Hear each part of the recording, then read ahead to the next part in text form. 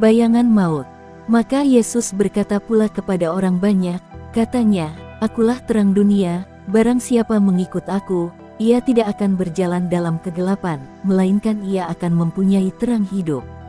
Yohanes 8 ayat 12. Alexander Agung adalah Raja Makedonia kuno, yang berkuasa dari 336 hingga 323 sebelum Masehi. Dia menjadi wali negeri di Makedonia pada usia 16 tahun. Dia seorang jenderal yang berkemenangan pada usia 18 tahun, menjadi raja pada usia 20 tahun, dan mati karena alkohol sebelum usia 33 tahun. Dan ia telah menaklukkan banyak bagian di bumi ini. Ada kisah ketika Alexander masih remaja, Pilonikus dari Tesalonika menawarkan kudanya, Bucephalus, yang bagus tapi liar kepada ayah Alexander. Philip, ayah Alexander, membawa anaknya itu untuk melihat kuda tersebut.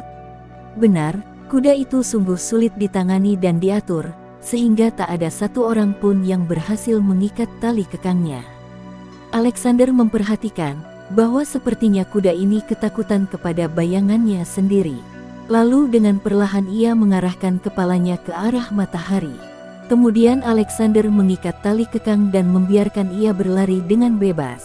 Tak lama kemudian, dengan menggunakan teknik ini, kuda itu berhasil ditundukkan. Hari ini, jutaan orang takut dengan bayangannya.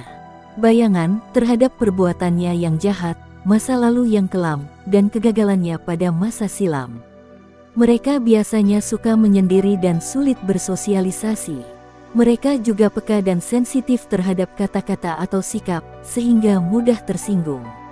Tetapi masalah ini dapat dipecahkan dengan menggunakan teknik yang sama, yang digunakan oleh Alexander, yaitu mengarahkan pandangan mereka kepada matahari.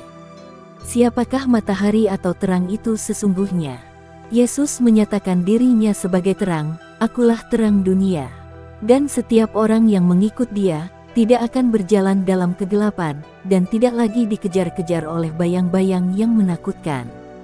Apabila kita melihat kepada Yesus, dan melihat diri kita sebagaimana Allah memandang kita, maka akan terjadi revolusi rohani dalam hidup kita. Iblis tidak dapat lagi melemparkan tuduhan-tuduhan ke dalam pikiran kita. Kalau toh ia melakukannya, ia tidak dapat melumpuhkan iman kita, sebab kita tahu bahwa di dalam Dia, kita adalah ciptaan baru. Ada pengharapan yang teguh di dalam Dia. Ada janji-janji yang pasti kita nikmati. Lupakan bayang-bayang Anda, masa lalu, kegagalan, pengalaman buruk, dan semua hal yang dapat melumpuhkan pertumbuhan kerohanian Anda.